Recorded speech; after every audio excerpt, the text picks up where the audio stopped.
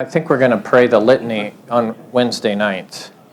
You're not going to be here. I know. Well, he is, so it's nice. Now when I leave, for years and years when I would leave, I have to do it to incognito. I wouldn't tell people if I could help it. I wouldn't tell them I was going to leave and miss church. And Chris Paulson always used to have a fun time with this. He said, because they don't come to church when you're gone because they think God doesn't notice or something. So if people knew that I was going to miss church, then there would always be less people in church on Sunday. But not anymore, because pastor is going to be there, and he's watching or something. I don't know what it is, but it's kind of nice. So I'll leave more often. Questions about the sermon today or anything in the service? Clearly, the sermon today was challenging to preach. In fact, I'll be honest with you. I had that sermon written last year and couldn't bring myself to preach it because I couldn't do Lent 1 and not preach the temptation of the Lord and the temptation of Adam and Eve and the fall. It just felt too not Lent 1. And there is a rhythm, but I did it this year, and I preached 2 sermons then. It was good. Questions on the content? Trying to remember what went on today. We're having a debate about if you stand for Ein Festerberg. Some of the guys think not. Even some of the guys think it's not the battle hymn of the Reformation. But, I mean, why not? Just let it be the battle hymn of the Reformation. And for my part, I'm always just going to stand for Ein Festerberg, in case it is actually a rubric or something. I'll just stand. And nobody has to stand. You know that in a church service. That's why I'm reluctant to turn around even after. When does it happen? I turn around for the Nunc Dimittis. I get done, and I'm like that. And you're all ready. Up we come. But I don't even like telling you to do stuff. I don't want to bark orders. Like if you want to stand, that's the point in the service when you would stand, and so you can say that's all soul walk. A lot of you, there's some piety. It's a little bit fun because at the communion rail, I am not the host of the communion. I am one of the workers out back. I'm one of the waiters. That's it. Who is the host of the Lord's Supper? The Lord. Yeah. So if he tells you to kneel, you better kneel. If he tells you to get up, you better get up. But I'm a little uncomfortable telling you to kneel because I don't like to be the person that's always bossing you around. Now, I'm going to teach you the 10 Commandments because that's the Lord's Word and the Scriptures. But to tell you to do things that the Bible doesn't tell you to do, I think it's just, you can just do that. So a lot of people have just begun to kneel when they get to the communion rail and not make me tell you to kneel. Because you know you're going to kneel. So anyway, that's why I don't like generally telling you to sit up, stand down, now sit down, now open to this, now we're going to do that, now next is, and you're always following me. We should just do it. And mostly that's what we do. Yeah, Keegan? Okay. I gave him an intimidating look. Pastor? Yes, sir. Along those lines, when we're told that everything should be done in good order, can it be, is it like you telling us to do it? It's just so that we can do it in good order. So people know when to do it, like they want to do it. Yeah.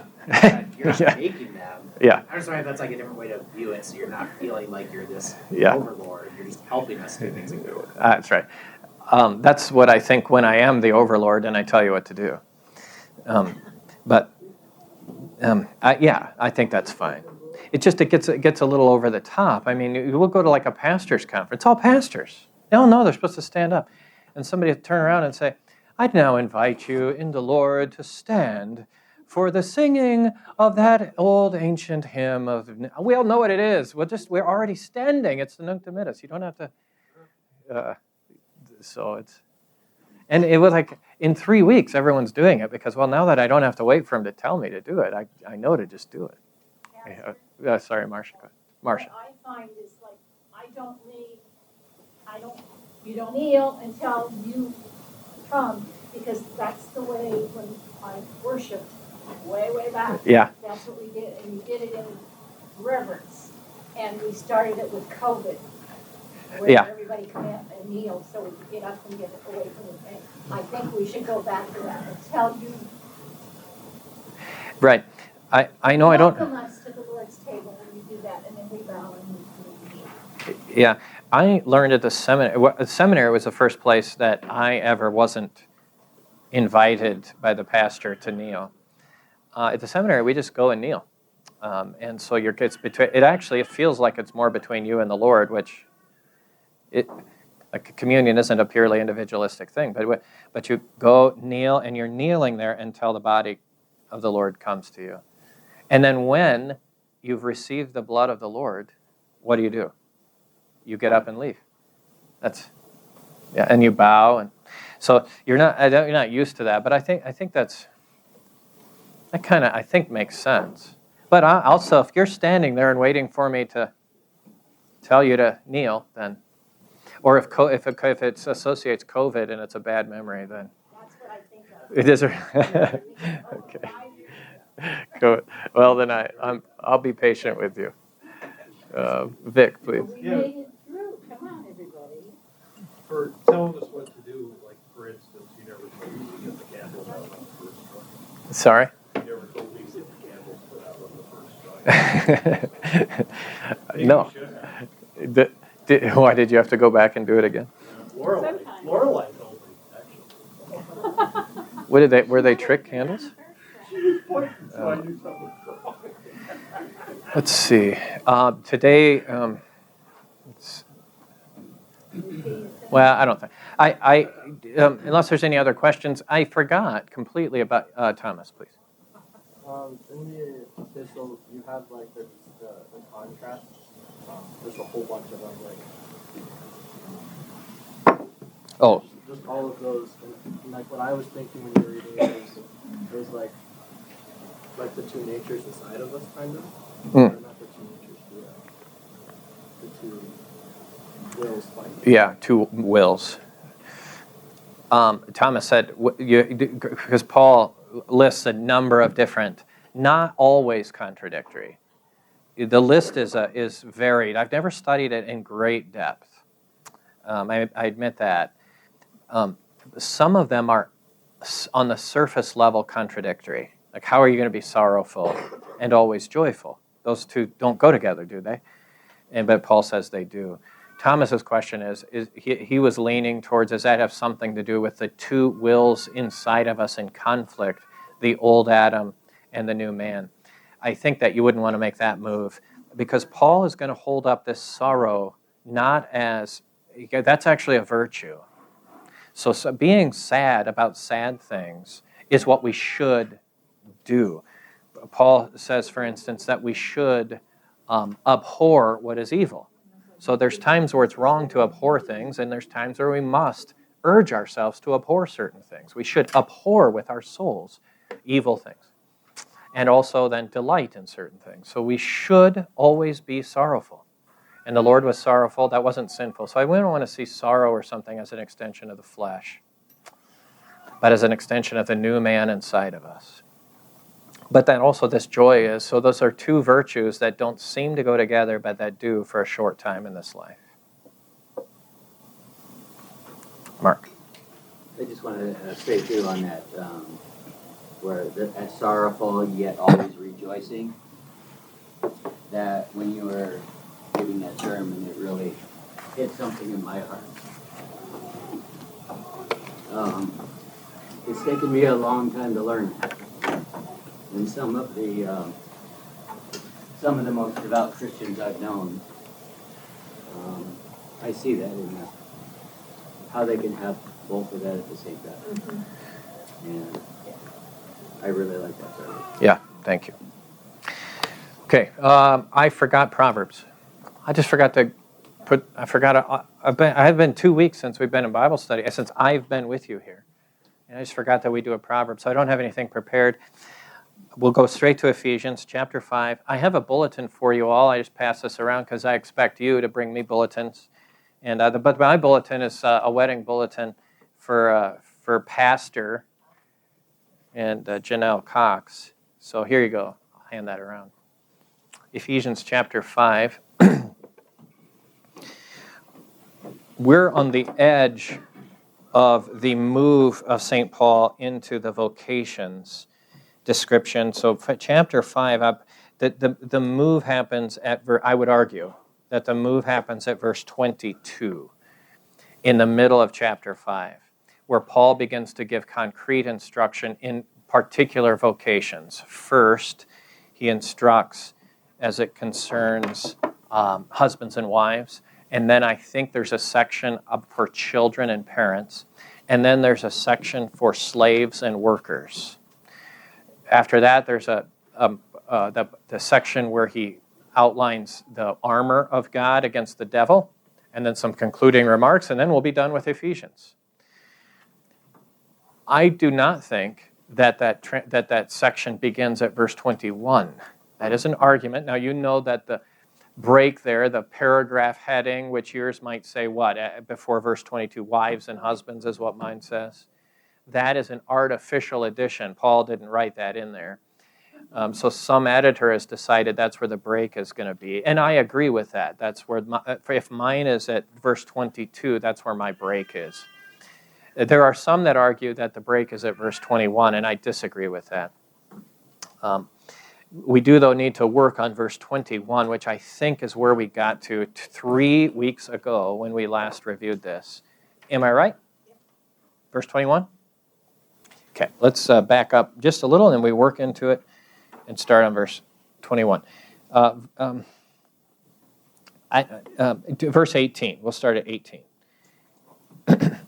And do not get drunk with wine, for that is debauchery, but be filled with the Spirit, or be filled in the Spirit, addressing one another in psalms and hymns and spiritual songs, singing and making melody to the Lord in your heart, giving thanks always and for everything to God the Father in the name of our Lord Jesus Christ. We talked about that last time? I don't remember that. Just we're to thank God for everything. That would include all good things and even all evil things that might happen to us. And now finally, verse 21, submitting to one another out of reverence for Christ.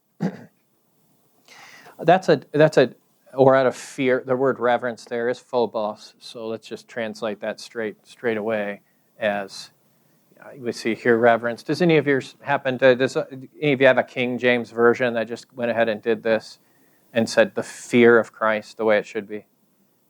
Does anybody not have out of reverence? Does anybody here have in your Bible fear of Christ? Fear of Christ? What's your translation? NAS? Yeah, okay. So that's pretty good. So David has just got in front of him right now the New American Standard version. And some of you might know that the New American Standard happens to be the Bible I would typically, at home I read the NAS, and in my camper I have the NAS. But on my desk, I have the ESV, so I can use them both. But if I'm going to go buy a Bible and use it, I'm just probably going to use the New American Standard. You got an example here where the Greek word is phobos, and you can tell just by listening to that Greek, just know English, and you can tell what's the word phobos mean?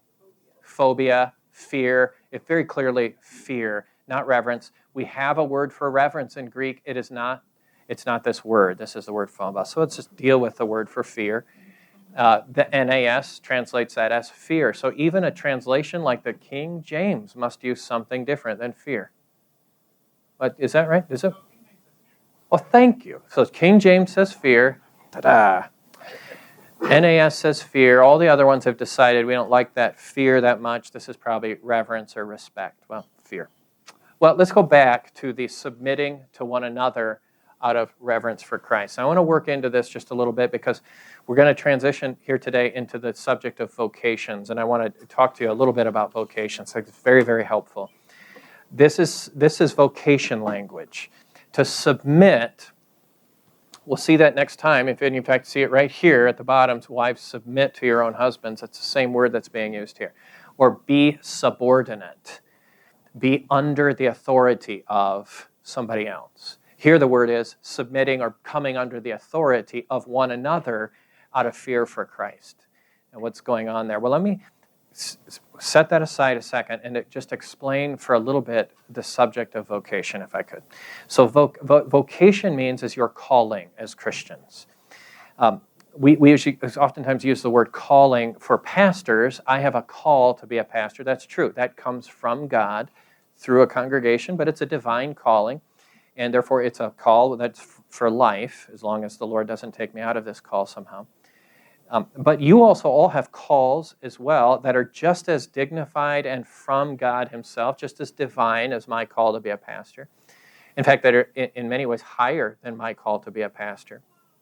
Your vocations are that you are husband, wife, that you're son or daughter, and you're always going to be a son or a daughter until the Lord takes your parents from you.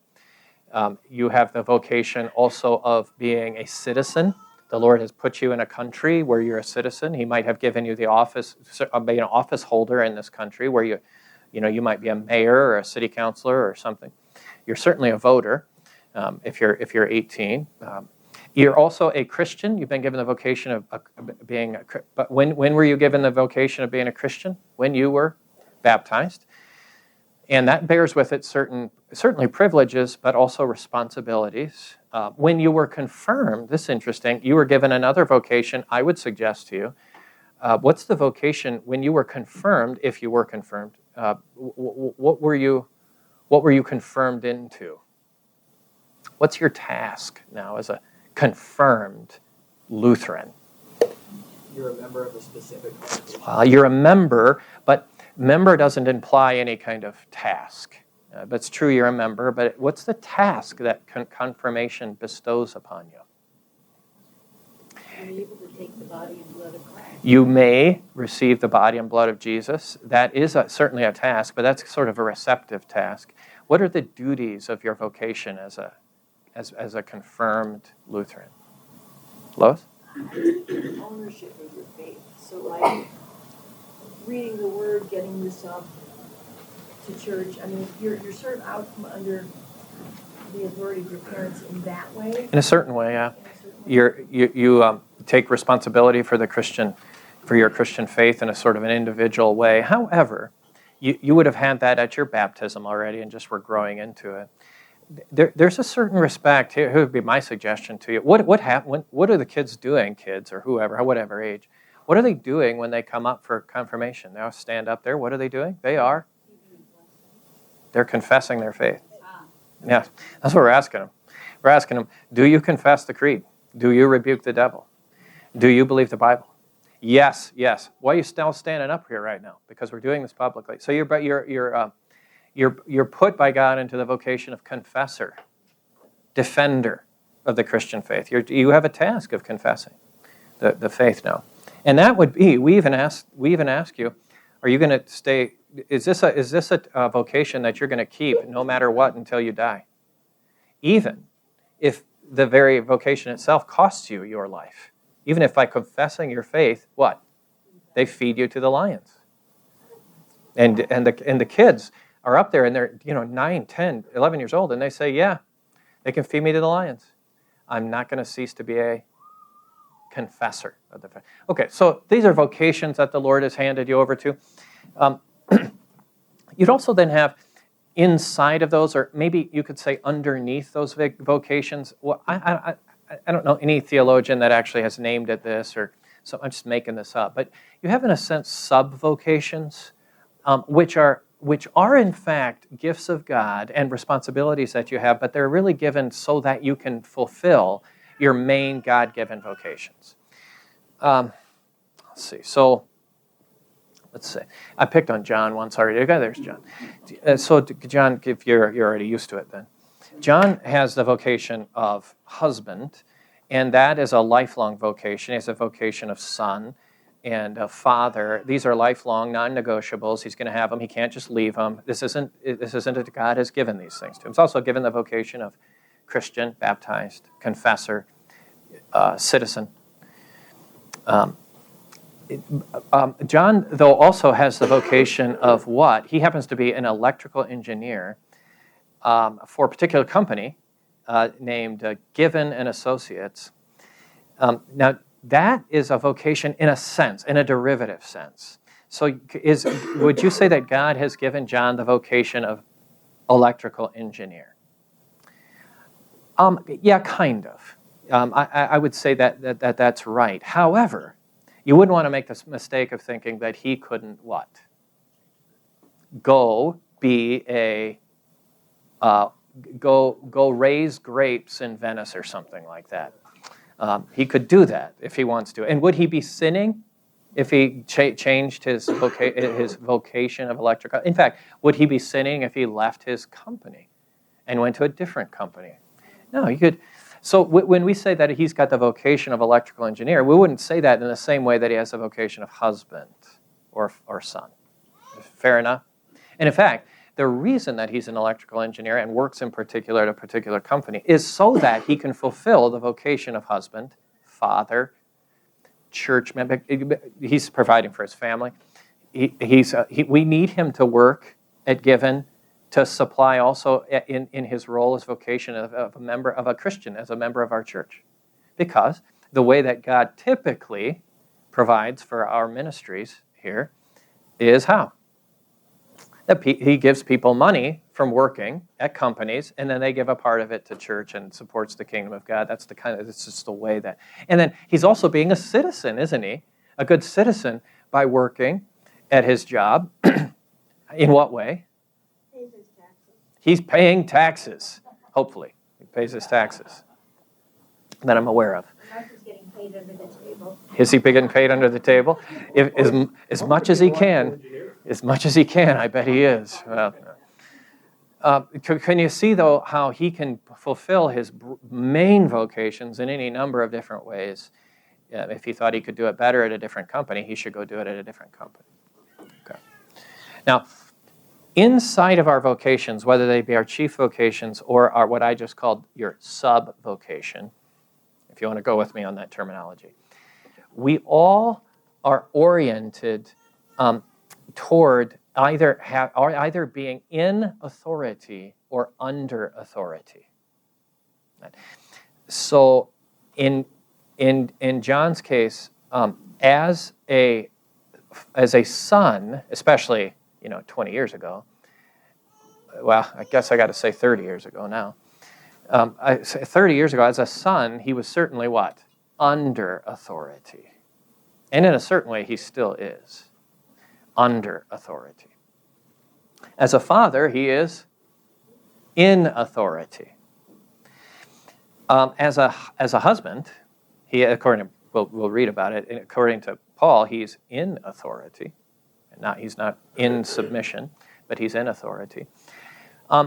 As a citizen, he's mostly under authority, isn't he? But there's a part of him that's also in authority because he votes, etc.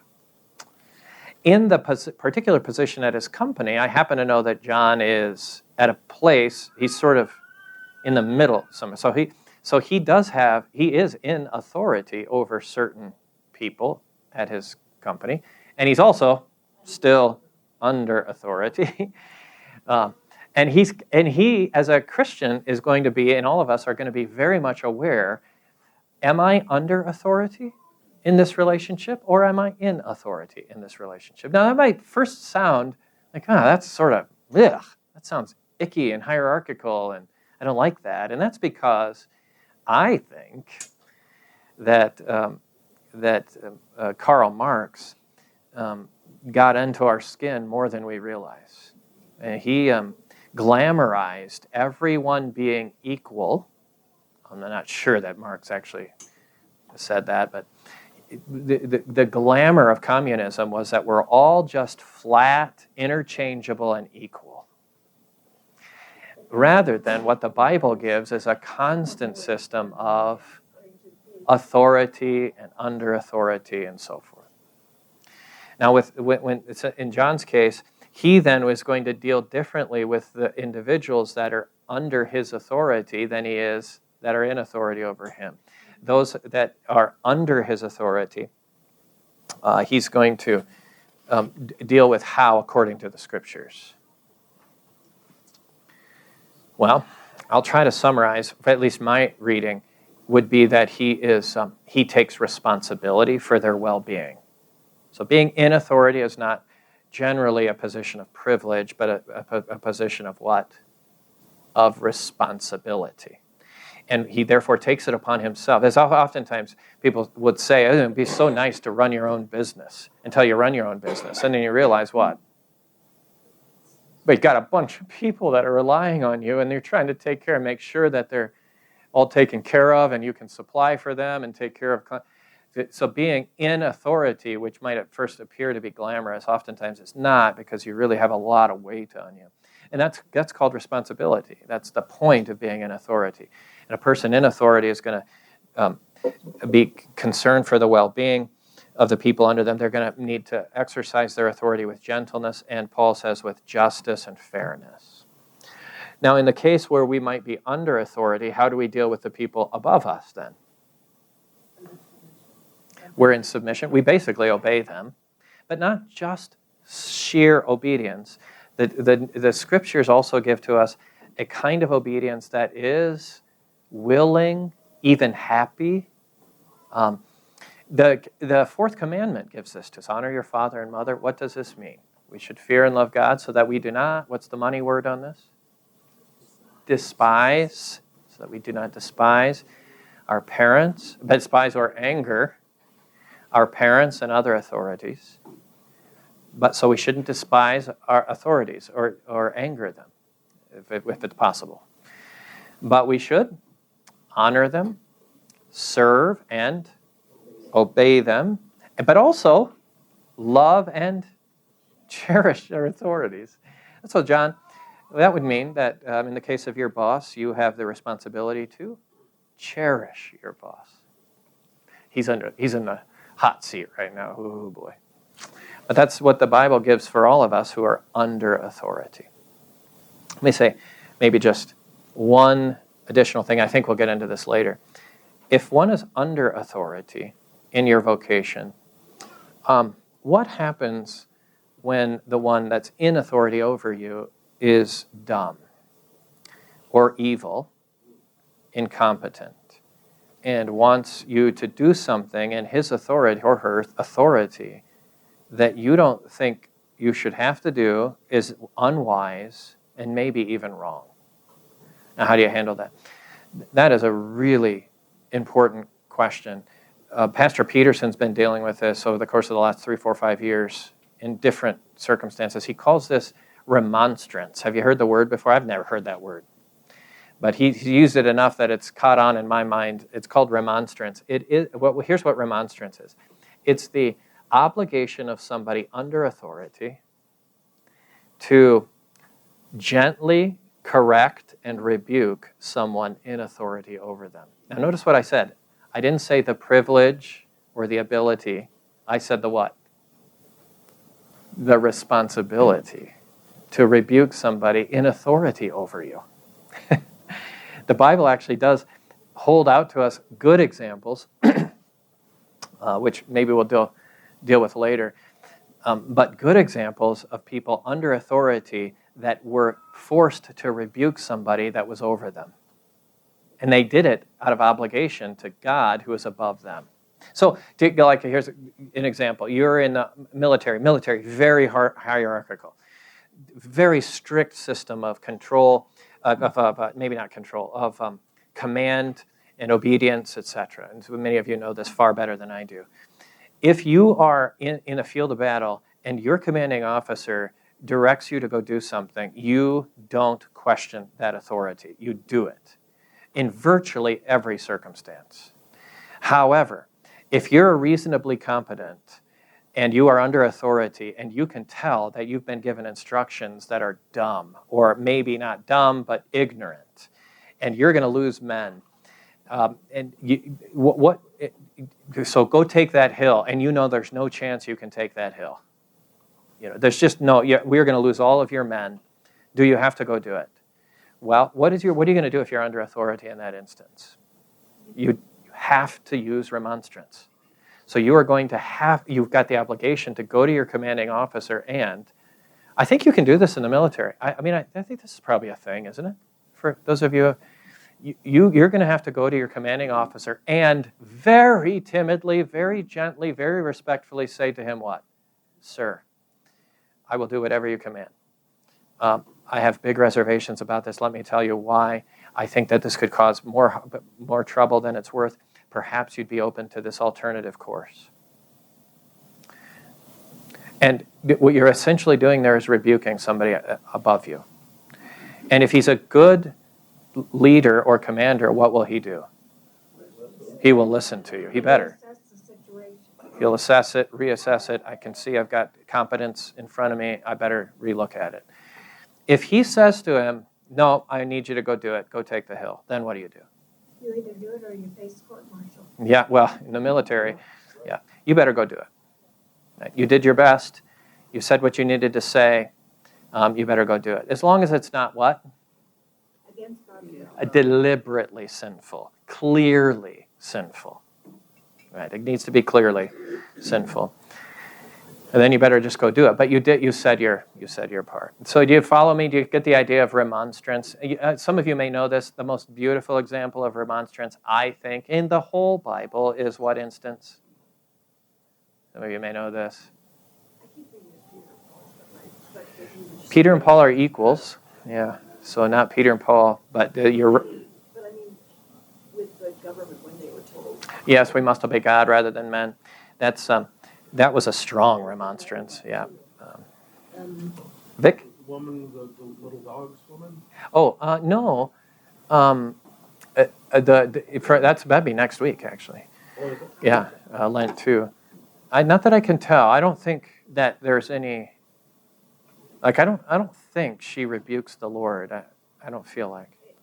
It was Esther. Esther, yeah. I don't know. Just a second, Rita. I didn't think of Esther.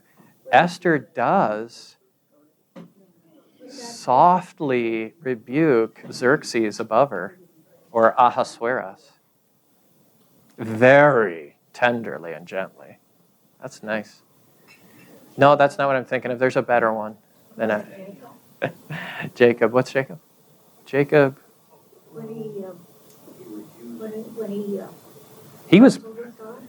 Oh, and well, I don't think that was a rebuke. I don't know that we would ever want to say that remonstrance is ever appropriate when God is concerned. Yeah, Keegan? Yeah.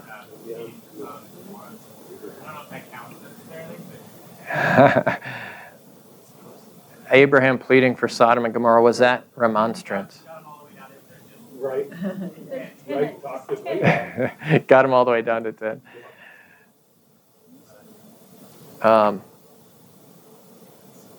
Rita? I was thinking about the situation where Paul rebuked Peter because he was acting one way, but Yeah.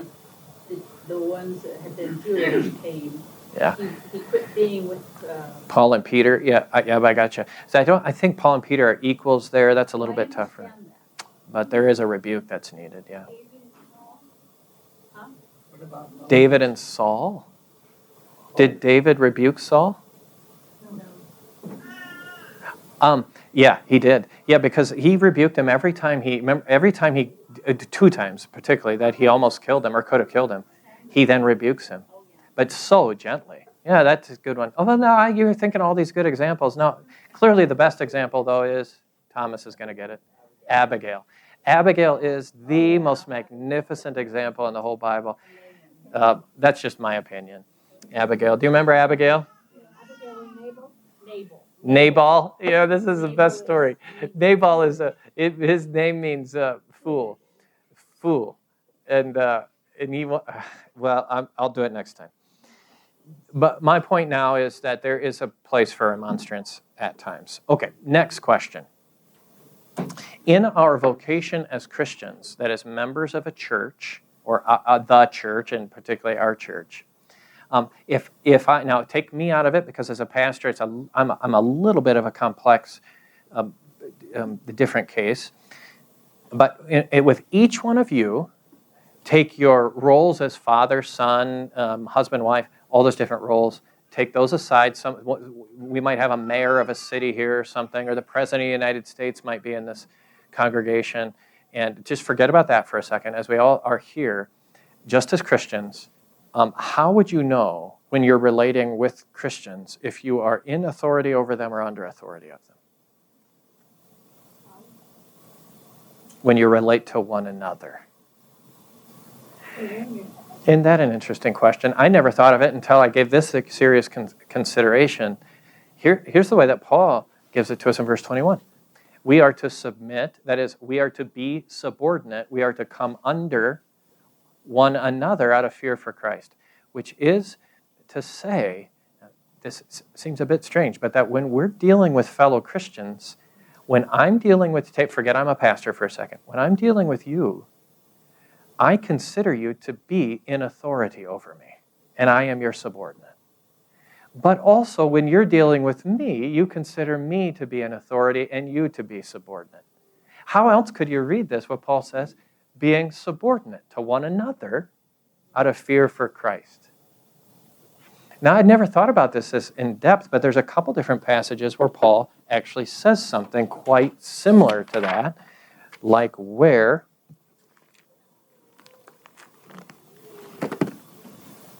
Anybody? 6:1. I thought it was 6:2. Isn't? Doesn't? Is, 5:1 talks about slavery. It is for freedom to. That Christ set us free. Therefore, keep standing firm and do not be subject again to the yoke of slavery. Yeah. So the word there is used, but I don't think that's with relation to one another. But I was thinking, Karen, very helpfully, that chapter 6, verse 1, 2, 3, somewhere in there, that Paul says to bear one another's burdens. But that's the kind of thing. Like, if I'm subordinate to somebody, my task really is to bear their burdens for them.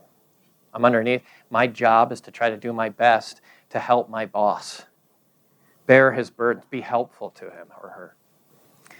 But here Paul says we should bear each other's burdens, be subordinate to one another in a sense. Other verses that come to your mind?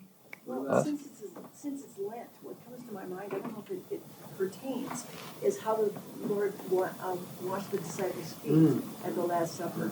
Because when he instituted that loving one another in a different commandment, he puts himself serving them. And he wants them to go and do like. I think that's a helpful picture. So that what the Lord is doing when he gives us to I am washing your feet, you should wash one another's feet. I don't think he actually is saying to wash each other's feet, although I do that every so often with other Christians. I do wash people's feet, literally. There's certain members of this congregation, I wash their feet. And I know it. Their feet are disgusting. It's my kids' feet. And I think of it every time I wash their feet. This is actually literally what the Lord said to do. And I think it's probably, I don't mean it lightly, I think I'm actually doing, because I do worse than feet, too. And I won't go into it. I think, though, it's probably right in verse 21 when he says, be subordinate to one another. What's the person in the household who does the feet washing? Usually mom. No, in a culture where there was actually feet washing. We don't wash feet anymore except when the servants do this. And so Jesus is saying your role, when you look at each other, you should consider yourself to be their servant, meaning they're your boss. You're my boss. How do you like that? Other verses I have, Keegan, please. Yeah, Philippians 2:3, which reads, I'll read it for you. Right there. Oh, well, I'll be darned.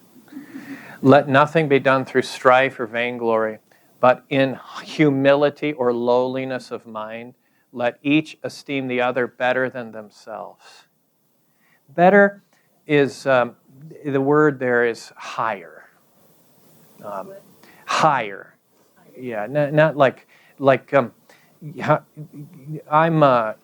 I should not, like, so David's pretty good at playing the piano. He's better than most of us. He should, if he's better at the piano than you are, he doesn't need to fake it and pretend like you're all better piano players than him or something. This is just artificial. But we all should consider each other to be higher. Isn't that interesting? Above. You're all above me. And where you sit, you are the lowest. We're all above you. So Philippians 2:3, I had that, which is the first one that jumped to my mind. Keegan, I agree with you. Galatians 5:13.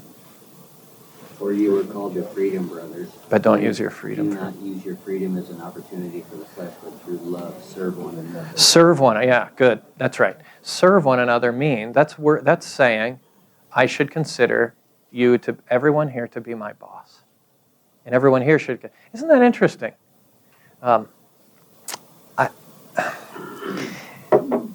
So that's the approach. That's the instruction here. We're in dealing with fellow Christians is in a strange way. We're all subordinate to each other. What I don't have worked out is how that looks in real life, but it would mean that I don't consider you all to be optional in my service to you. I don't come over you. I don't think, well, today I'll help him, but it's not worth my time tomorrow or something. I want to lovingly consider you to be my master. But you're likewise doing the same. Okay, so that's verse 21. We do that. We're supposed to submit to one another, be subordinate to one another out of reverence or fear for Christ. Why does he say out of fear for Christ? When I see fear for Christ, you know that I'm right away thinking that fear of the Lord is a protective device to drive out other fears. So the fear of the Lord comes to, it becomes important to me only when other fears are knocking on the door trying to vie for my service and attention. And so I would surmise here that I'm afraid of something, or I'm tempted to be afraid of something, and I need to let the fear of Christ shoo that fear away. Now, what might I be afraid of as it concerns submitting myself to you or you submitting to me? What would I be afraid of? That I need to remember the fear of Christ. Being abused. Yeah, anybody? What might I be afraid? But in all dealing, reverence and fear are the same word. Say that again. Let me just pause here. I got a whole room. What's your? Reverence and fear mean the same thing. Phobos means fear. So what is it that I would be afraid of? Why not submit to one another? Well, you guys are crazy. I don't know. Maybe you might. I don't know if I can trust you. You might abuse that. I don't know. It's risky to consider you all to be above me, and vice versa. And so, what I think Paul must be saying is, look, don't worry about stuff like that. Don't be afraid. Just plow on in and do it, and have fear for Christ alone, and he'll take care of you. Yeah. Okay, let's move on into verse 22. I think sometime that heat furnace is going to turn off before I start melting.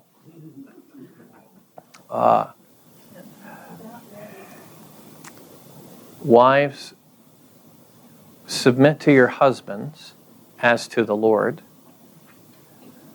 because, or for, the husband is the head of the wife, even as Christ is the head of the church, his body, and is himself its Savior. Now,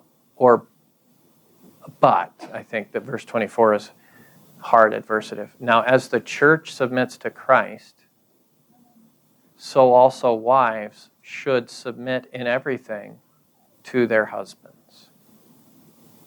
So we have a section for wives and a section for husbands. The first section is wives. The longer section is going to be husbands. We'll get to that, but certainly not today. For today, we need to work on that first section, or begin to work on the first section. Wives, submit to your own husbands. Now, first off, let me just make sure that you're aware there is a debate And I think it's a little bit of a silly debate, but there is a debate that is, there is a collection or a subsection of Christians who are uncomfortable with this section of Ephesians. They don't like it, the language of wives submitting to husbands and so forth. I don't think that's going to be the case here, but the argument is basically that Paul starts out the whole section by saying we should be mutually submissive. Verse 21. And since we're all supposed to submit to each other, that means that, yeah, wives should submit to their husbands, but also what? Husbands should be submitting to their wives. It goes both ways, Paul says in verse 21. And with that strategy in place, using that as the heading, people that are uncomfortable with verses 22 to 33 basically cancel everything that Paul says in the 11 or 12 verses there and ignore the very real distinction between husbands and wives and their roles inside of marriage. And I just think that's too facile, too flippant with the text, and not seeing the important nuance. And that's why I introduced it today the way it is. When I'm going to be very careful about who I'm dealing with. If I'm dealing with a fellow Christian, then my role with him or her is mutual submission. I am in submission, subordinate. But that doesn't cancel out my other roles. So if I was the President of the United States and I was here with you, you would all be, in a certain sense, in America we don't talk about subjects. What do we say? You're all citizens. You are under my presidential authority. But if I was a Christian, as Christians, we're mutually submissive to each other. But that doesn't mean I'm not your president and you're not my citizen in that office. That doesn't take that away. Both things are real. So that a husband and a wife are mutually submissive to one another as Christians does not take away the very real distinction that he is the head, she the body, he in authority, she under authority. That we still need to take seriously. Second thing, we get in verse 22 all the way through to the end of verse 33, I argue, the most beautiful picture of Christian marriage in the whole world.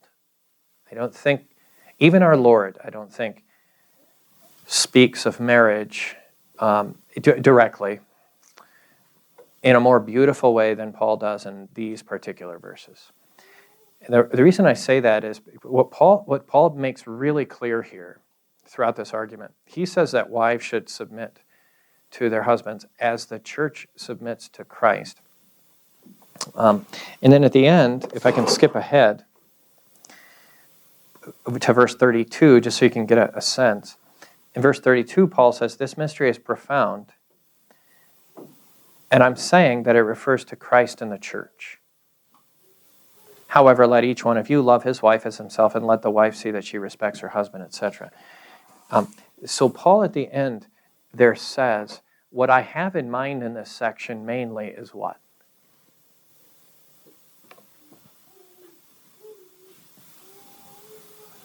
So when Paul sits down to write, he thinks to himself, I want to teach about fill in the blank.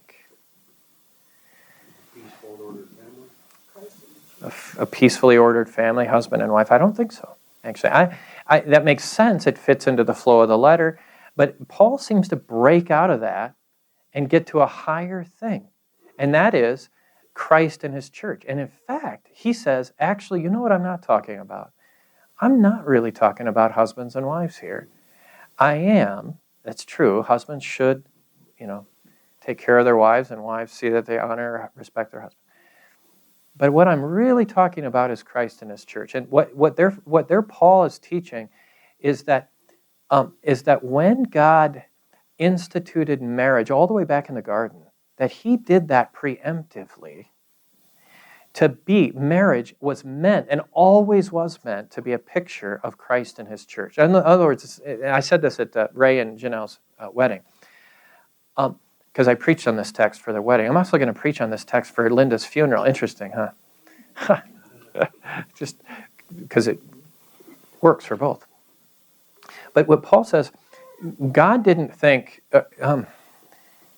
maybe I'll put it in Paul's mouth. Paul doesn't say, well, I want to teach about marriage. What's a good picture of marriage? Oh, I know. Here's a good picture of marriage. Jesus and the church. That's a nice picture to demonstrate my point about marriage. I don't think that's it. I think he says, I want to teach about Christ and the church. What would be a good picture? What's a good God-given picture of Christ and his church? Oh, I know. The relationship, the derivative relationship of husbands and wives. That's a nice picture of Christ and his church. What's the more basic, foundational picture, or the reality? It's Christ and his church. There's more. And so what I think Paul's teaching here is that when God instituted marriage, he did it deliberately to teach about Jesus. That's amazing. And in an imperfect way, as all kind of analogies and pictures would be. So most beautiful, and that doesn't mean, by the way, oh, well then, so marriage is just a mere picture. That's all it is, a symbol of something more important. So that must mean marriage isn't what? Very important. No, because if the reality is profound, then the picture is also very, very profound and real. And that's why the Lord gives so seriously the instruction for husbands to love their wives and for wives to respect or honor, be submissive to their husbands, because that's a picture of Christ and his church. Next. Verse 22, wives, submit to your own husbands or be subordinate to your own husbands as to the Lord. First off, I might just note this word is there. It's not added. It's in the Greek. Love your wives as, I need wives. Submit to your own husbands. See the word own here? That's in the Greek text. So we know from that. The word for wives, unfortunately in Greek, sometimes English is better than even Greek. But unfortunately in the Greek, the word for wives is the same word for women. And the word for men is the same word for husbands. So in a given context, in other words, what Paul is actually saying here is, women, submit to your own men as to the Lord. That's the literal translation. And in certain instances in the New Testament, you have to make a distinction. Are we talking here about husbands? Or are we talking about men in general? And in 2 Timothy, or 1 Timothy chapter 2, I think that's a tough one. We're trying to figure out in 1 Timothy chapter 2, when it says, I don't permit a woman to have authority over a man. And because some people have argued, oh, well, that just means I don't permit a wife to have authority over her husband. And I don't think that's the case. I think that's a woman over a man. Woman and man is what should be used there. But it's true. It's the same word. It's the same word here. So how do I know that we're not just dealing with women in general, all of whom should submit in general to all men? And it's because of the word own. Wives, submit to your own, or women, submit to your own men. Now, that has to be, in this context, a reference to marriage. And now we know we're talking about wives and husbands. So there's a distinct, this submission, in other words, and also, likewise, this love of a husband for his wife, this is distinctive and belongs to him alone and to her alone. Okay, so wives, submit to your own husbands as to the Lord. That's important. We're going to need to just note that, and then we'll be done. We're assuming that we're dealing here with a Christian wife, and she is to submit to her own husband as she submits to the Lord. So this is a woman who has a Lord, and therefore it seems to be very clear that the model, or the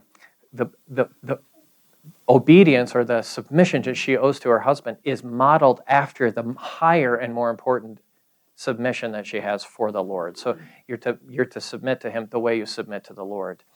This cannot possibly mean, could it, that she is to submit to her husband in place of the Lord, would it? Otherwise, this would become meaningless.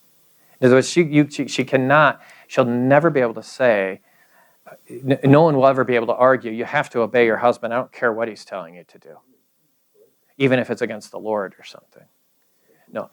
She always answers first and foremost to her Lord. Her submission to her husband only comes as a derivative of that submission. So you can tell already Paul is building in that this is not unquestioned obedience, but is a subsidiary obedience to the Lord. Fair enough?